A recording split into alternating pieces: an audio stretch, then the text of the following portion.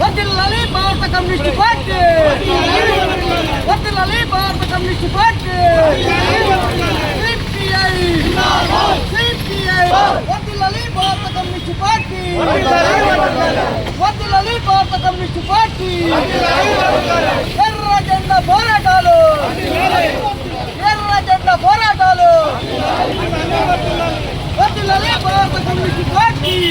జిందాబాద్ జిందాబాద్ జిందాబాద్ జిందాబాద్ వర్ధిల్లాలి భారత communist CPI CPI.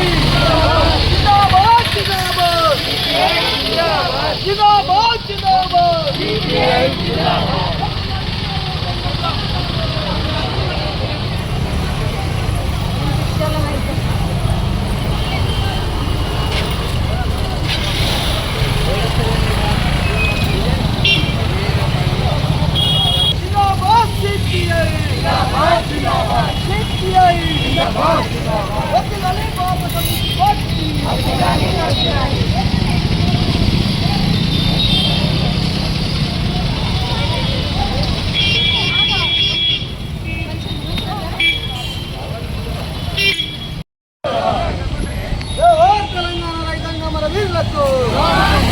జోహార్ బొత్తం ఎల్లారెడ్డికి, జోహార్ ప్రభాకర్కు, జోహార్ తెలంగాణ రైతాంగ మన వీరులకు.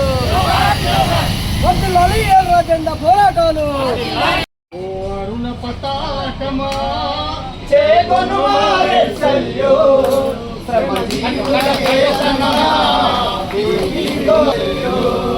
ఓ అరుణ పతాకమా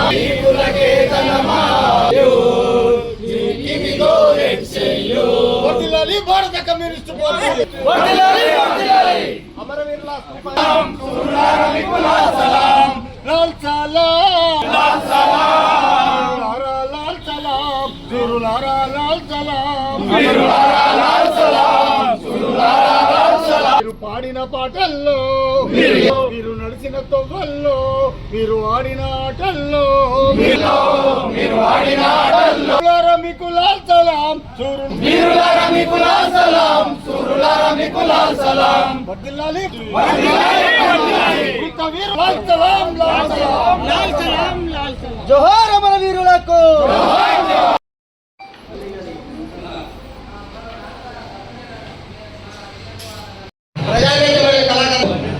అసూలు బాసినటువంటి ముద్దుబిడ్డ అనబేరి ప్రభాకర్ గారి స్మృతి గీతం. పోరు తల్లి తొలి బిడ్డ పొలం పెళ్ళి స్మృతి జమీందారి కుటుంబాన జన్మీద జులుం చేసే రజాకార్లపై గురి ప్రథమ సభ్యుడిగా పులి బిడ్డ పోరు తల్లి తొలి బిడ్డ పొలం పెళ్లి పులి భూపతి తీయనుంగు వీరుడై గల సభ్యులందరూ దట్టించి పాడిన పొలం పెళ్లి పులి బిడ్డ పోరు అన్నం తింటున్న వాళ్ళను గురిపిస్తే యుద్ధం చేసి తొలచరిచి నిలబడితాము మమ వాసిపో మాందాపురం గట్లల్లో.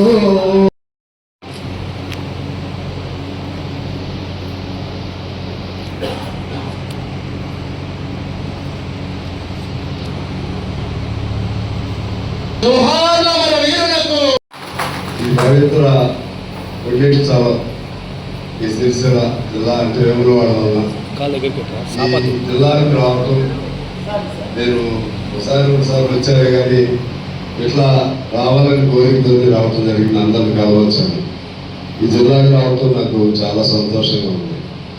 ఎందువల్లంటే ఒక పురాణ గాథ ఏంటంటే ఇటు వేములవాడ అంటే శివుని మరో ప్రతిరూపం, అలాగే ద్రాక్షారామం అటు గోదావరి జిల్లాలో, కాళహస్తి రాయలసీమ, ఈ మూడింటి మధ్య ఉన్న ప్రాంతాన్ని, మూడు లింగాల మధ్య ఉన్న ప్రాంతాన్ని త్రిలింగం అనే పేరు ఆ విధంగా వచ్చింది. త్రిలింగం నుంచి తెలంగాణ వచ్చింది, తెలంగాణ నుంచి తెలుగు వచ్చింది. చరిత్ర, ఆంధ్రుల చరిత్ర ఒకనాడు అంతా ఒకటే. కాలక్రమంలో వేరువేరు అయినా కూడా భాష కూడా ఈ పేరు నుంచే వచ్చింది, తెలుగు నుంచి వచ్చింది తెలుగు. ఆ విధమైనటువంటి ఒక పుణ్యక్షేత్రం. తర్వాత రాజన్న శివ అంశంతో ఉన్నటువంటి రాజన్న, పౌరుషానికి ప్రతీక రాజన్న. రాజన్న పేరంటేనే ఒక లాంటి వైబ్రేషన్ వస్తుంది రక్తంలో, అటువంటి పోరాట యోధుడు. ఆ స్ఫూర్తితో ఈ సిరిసిల్ల ప్రాంతం అంతా కూడా అనేక ఉద్యమాలు చేసినటువంటి కమ్యూనిస్టు ఉద్యమాలు చేసి, అదే కమ్యూనిస్టు యోధుల్ని అనేక మందిని ఈ తెలంగాణ తల్లికి అర్పణ చేసినటువంటి కమ్యూనిస్ట్ పార్టీ ఒకనాడు బలంగా ఉన్న ప్రాంతం. ఇప్పుడే చెప్పారు మన అనగాని ప్రభాకర్ రావు గారు. ఇంకా ఇక్కడ నాకు ఎలా స్లోగన్ చేస్తుంటే నాకు చాలా ఆశ్చర్యం వేసింది. మందికి ఉరిశిక్ష వేశారట, మరి అనేక మందిని కాల్చి చెప్పారు ఆ రోజుల్లో. వాళ్ళందరూ ఎందుకు మరణించారు, ఎందుకు ఉరికమ్మ ఎక్కారు, ఎందుకు అడవిలో ఉండి పోరాటాలు చేశారు, ఎందుకు సాయుధ పోరాటం ఎందుకు చేసుకున్నారు, ఎందుకు రహస్య జీవితం గడిపారు, ఇవన్నీ ఇప్పుడున్న తరాలు ఆలోచన చేయవలసిన అవసరం. ఇవాళ ఎవరు చెప్పినా, ఏ ప్రభుత్వం చెప్పినా కమ్యూనిస్టు నాయకుల త్యాగాలు చేసిన నాయకుల పేర్లు చెప్పకుండా ఇవాళ చరిత్ర లేదు. అంటే త్యాగం అంటే గుర్తొచ్చేది కమ్యూనిస్టు, ఆదర్శం అంటే గుర్తొచ్చేది కమ్యూనిస్టు. అదేవిధంగా పేదవాడి కోసం, న్యాయం కోసం పోరాటం అంటే గుర్తొచ్చేది ఎర్రజెండ. ఇంత చరిత్ర కలిగినటువంటి ఈ జిల్లాలో ఇక్కడ మీకు ఒకటి గుర్తు చేయాలి. ఎందుకు వాళ్ళు ఆ రోజుల్లో సాయుధ పోరాటం అంటే, ఆనాడు వెట్టి చాకరీ ఉండేది, భూస్వాములు పెద్దలు ఉండేది, భూములంతా ఒక చేతుల్లో కేంద్రీకృతమై ఉండేది. ఆ విధమైనటువంటి సమం కావాలి, ఉండేవాడికి భూమి కావాలి, వెట్టి చాకరీ పోవాలి, మాదైనా మాదిగైనా లేకపోతే హరిజనులు, ఇప్పుడు దళితులు అప్పుడు హరిజనులు, వాళ్ళందరూ కూడా మనుషులే, అందరిలాగానే కలిసి పుట్టారు, అందరిలాగానే ఒకే రక్తం, అందరిలాగానే ఉండేవాళ్ళు. అందుకని సమానత్వం కావాలి, మానవ సమానత్వం కావాలి, అవతల సమానత్వం కావాలి, సమాజంలో సమాన హక్కులు కావాలి. వీటన్నిటిపైన అప్పుడు కమ్యూనిస్ట్ పార్టీ వెట్టి చాకరీకి వ్యతిరేకంగా, మరోవైపు దేశానికి స్వాతంత్రం రావాలని, ఇంకోవైపు నిజామాబాద్ నుంచి విముక్తి కావాలని, ఇన్ని అంశాలతో భూస్వామ్య వ్యవస్థకి వ్యతిరేకంగా, ఇన్ని అంశాలతో ఆనాడు కమ్యూనిస్ట్ పార్టీ సాయుధ పోరాటాన్ని పిలిపించింది. కమ్యూనిస్టులు లేకపోతే, ఇప్పుడు తెలంగాణ అంటున్నాం, ఆనాడు కమ్యూనిస్టులు లేకపోతే తెలంగాణనే లేదు. నిజామాబాద్ లొంగిపోయిన పేరు వల్ల అంటే కమ్యూనిస్టుల వేరువచ్చిన పోరాటం వల్ల, వేరే సాయుధ పోరాటం వల్ల నిజామాబాద్. ఆ రోజుల్లో దొరలు కమ్యూనిస్టులు గ్రామాలు ఉంటే పారిపోయి పట్టణాల్లో దాక్కున్నారు. ఇంత గొప్ప చరిత్ర కమ్యూనిస్ట్ పార్టీకి ఉండే. ఇదే సందర్భంగా అప్పటికి ఇప్పటికి ఏం మారింది మీరు ఆలోచించారు. అప్పుడేమో కనపడే దోపిడి, అప్పుడేమో కనపడే భూస్వాములు, వందల వేల ఎకరాలు కొద్ది మందిలో. ఇప్పుడు కనపడనటువంటి దోపిడీ జరుగుతూ ఉంటాయి. చట్ట ప్రకారం దోపిడీ జరుగుతున్నాయి. ఇప్పుడు చట్ట ప్రకారం అంటే ఆస్తులన్నీ కొద్ది మంది చేతుల్లో ఉండిపోయినాయి. రోజు రోజుకి లక్షల కోట్లు సంపాదించడం కొద్ది మంది అయిపోయారు. ఇవాళ 10 మంది చేతుల్లో దాదాపు 60% సంపద ఉంది ఈ దేశంలో. అందులో 1% చేతుల్లో, అందులోని మన 60%లో 1% చేతుల్లో 90 ఉంటుంది. 140 కోట్ల మంది చేతుల్లో ఉన్నది 10% సంపదే. అంటే సంపద ఎడిపోయింది. సంపద సృష్టిస్తున్నామని సంతోషపడుతున్నాం, ఆ సంపద సమంగా పంపిణీ కావట్లేదు. ఆ రోజుల్లో భూస్వాములు దగ్గర కనపడేది డైరెక్ట్గా. ఈ రోజుల్లో అట్లా కాదు. అదాని, అంబానీ లాంటి నయా కార్పొరేట్ సంస్థలు అంటారు, వీళ్ళు నయా భూస్వాముల్లో ఫెడరల్ భూస్వాములు, జమీందారు జాగీర్దారు వాళ్ళకి ఎందుకు పనికిరాదు, అటువంటి వాళ్ళ చేతుల్లో వాళ్ళ సంపద పోగై ఉంటాయి. అందుకని కమ్యూనిస్ట్ పార్టీ ఏం చేయాలి? కమ్యూనిస్ట్ పార్టీ ప్రజల్ని సమాయత్తపరచాలి. అప్పుడు వెట్టి అనేవాళ్ళం, అప్పుడు వెట్టి చాకరీ అనేవాళ్ళం. ఇప్పుడు చట్ట ప్రకారం వెట్టి చేస్తున్నారు. అంటే మీకు తెలుసు, పంచాయతీ ఆఫీసుల్లో పనిచేస్తున్నారు, అది వెట్టి కదా. 8,000 జీతం ఇస్తున్నారు, అది వెట్టే కదా. ఆర్టిజన్ల కింద పనిచేస్తున్నారు, పెట్టే కాదా కాంట్రాక్ట్ కార్మికుల కింద పనిచేస్తున్నారు, ఎంత ఇస్తున్నారు? మధ్యాహ్నం భోజనం వాళ్ళకి ఎంత ఇస్తున్నారు? 4,000 కదా, 3,000 అది పెట్టే కదా. అదేవిధంగా ఇంకేదో ఆశ, ఆ పేరు ఈ పేరు అందమైన పేర్లు పెట్టి మన శ్రమను దోపిడీ చేసి ఈ సంపదంతా ఎవరికి ఇస్తున్నారు? ఈ సంపదంతా ఎవరికి ఇస్తున్నారంటే వాళ్ళకి ఇస్తున్నారు. వాళ్ళకి ఎట్లా ఎవరికి అలా అని అమ్మాలి, ఎందుకంటే వాళ్ళు మాత్రం ఉత్పత్తులు చేస్తారంట, సంపద వాళ్ళకి పోవాలంట. మరి మన శ్రమకి సంపద, మన శ్రమకి విలువేది అంటే శ్రమ మనది, కష్టం మనది, దీని మీద వచ్చే ఆదాయాలన్నీ కూడా వాళ్ళకి వెళ్తున్నాయి. ఆ ప్రభుత్వం లేదు, ఈ ప్రభుత్వం లేదు, అన్ని ప్రభుత్వాలు ఒకటే. కొన్ని అంశాల్లో కాంగ్రెస్ పెట్టడానికి మనం పొద్దుగా వెళ్ళవచ్చు, కానీ ఈ పేద ప్రజలను దోపిడీ చేయడంలో అది బీజేపీ అయినా కాంగ్రెస్ అయినా టిఆర్ఎస్ అయినా సరే ఈ చట్టాలన్నింటినీ అడ్డం పెట్టుకుని దోపిడీ చేయడంలో పెట్టుబడిదారి పార్టీలు అన్ని కూడా ఒకటే, అన్ని ఒకటే. నేను మళ్ళా చెప్తున్నా, అది కాంగ్రెస్ కానీ బీజేపీ కానీ బీఆర్ఎస్ కానీ ఓపెన్ గా కూడా చెప్తాను నేను, అందరి పద్ధతి ఒకటే. ఈ మధ్య నేను మీకు ఉదాహరణ చెప్పాలి. పంచాయతీ కార్మికులకు ఇచ్చేదే 8,000. ఏదైనా కొద్దిగా బలంగా ఉన్న పంచాయతీల్లో ఆర్థికంగా ఇది కూడా ఆ పంచాయతీ వాళ్ళు ఇచ్చుకోవాలి, గవర్నమెంట్ ఏమి ఇవ్వదు. ఏదైనా 2,000 ఎక్స్ట్రా ఇచ్చారు. ఇప్పుడు మా లాంటి చోట, మేము ఉన్న చోట కొద్దిగా మా పెద్ద పంచాయతీ 2,000 3,000 అదనంగా ఇప్పించేవాళ్ళం. ఇప్పుడు ఆడలాగే వీళ్ళకి ఇవ్వాల్సిన పోయింది. 12-13,000 అక్కడ వస్తుంది కదా, ఏదో కూడా ఇవ్వాలని అనాల్సి పోయి ఆడకి ఎందుకు ఇస్తున్నారు ఎక్స్ట్రా?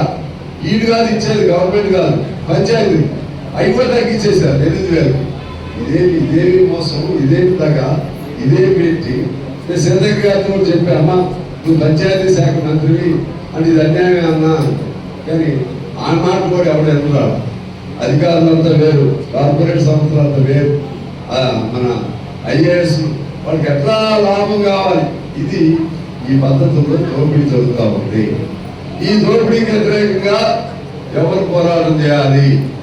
కమ్యూనిస్టులు లేకపోతే ఈ దోపిడీని ప్రశ్నించేవాడు ఎవరు? మీరు ఒకసారి గుండె మీద చేసిన ఆలోచన చేయండి. ఎర్ర జెండా లేకపోతే అన్యాయం పైన తిరగబడేవాడు ఎవరు? ఒకసారి మీరు ఆలోచన చేయండి.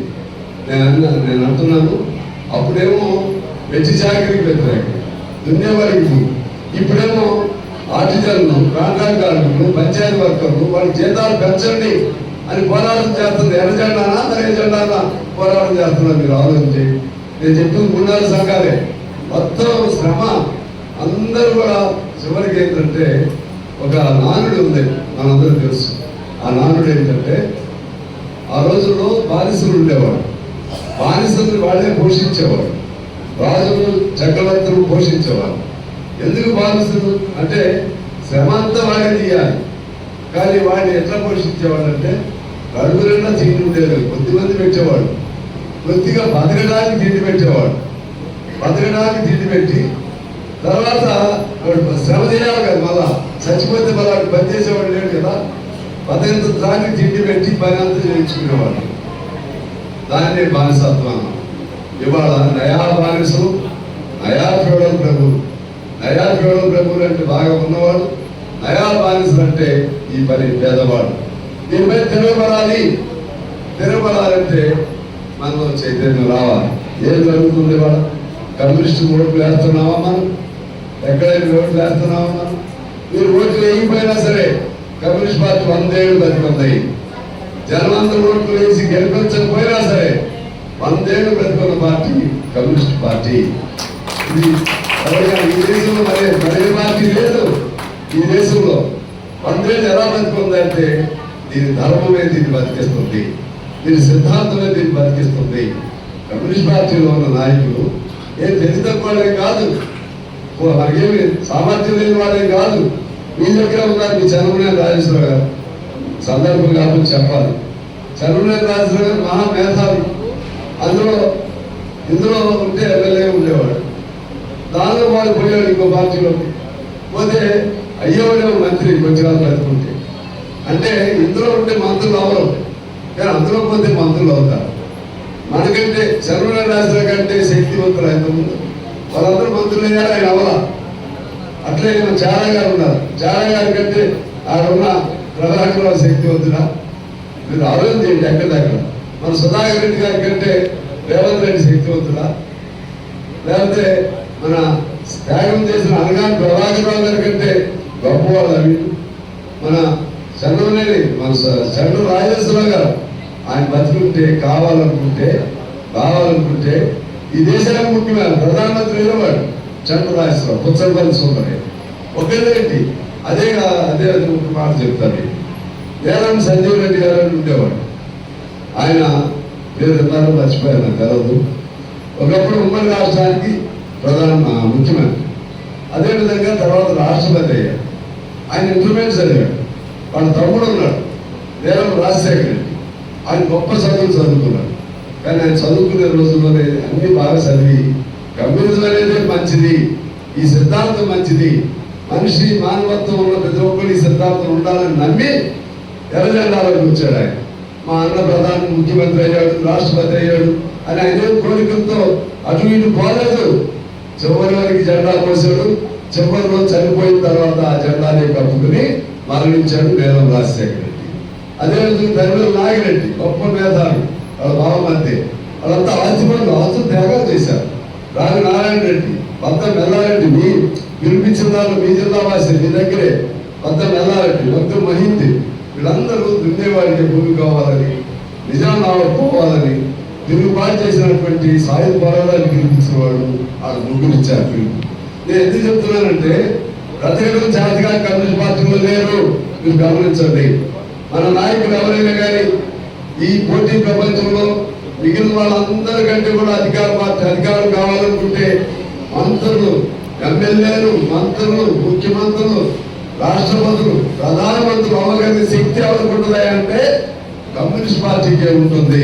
అంత గొప్ప చదువుకున్న వాళ్ళు ఉంటారు మన దగ్గర, అంత పోరాటాలు చేసిన వాళ్ళు ఉంటారు, అన్ని రకాల జైలు శిక్షలు అనుభవించిన వాళ్ళు ఉంటారు, అంత ధైర్య సాహసాలు కలిగిన వాళ్ళు ఉంటారు, పౌరుషం కలిగిన వాళ్ళు ఉంటారు. కానీ ఎర్రజెండా కింద ఉండాలనుకుంటారు. ఎందుకంటే మనుషుల్లో మంచివాడు ఉంటారు కదా, మంచివాడు మంచిదే కోరుకుంటాడు. మనం సత్యహరిశ్చంద్రుడు విన్నాం కదా, వాడు ఆస్తంతా పోయిన ధర్మం తప్పడు. రాముడు విన్నాం కదా, సరే పురాణాలు అనుకోండి, రాముడు విన్నాం కదా, రాముడు నాటి కోసం అడిగి బారి పెట్టాడు, రాజ్యాన్ని వదిలేశాడు. అదిగో ఆ కోవలో చెందేది ఎవరయ్యంటే కమ్యూనిస్టులు మాత్రమే చదువుతారు. మంచివాడు మీలో కూడా ఉంటారు కదా, మంచివాడు ఎవరంటే అయ్యా అని జాలి చూపెడతారు. ఎవరైనా ఆకలి బాధ వస్తే గుప్పుడు అన్నం పెడతారు. కొంతమంది దొరపోతలాగా ఉన్న దిగని పెట్టాలని అంటారు కదా. అందుకనే ఒక పాట ఉంది, కమ్యూనిస్టుగా ఒక్క రోజైనా బ్రతుకు సోదరా,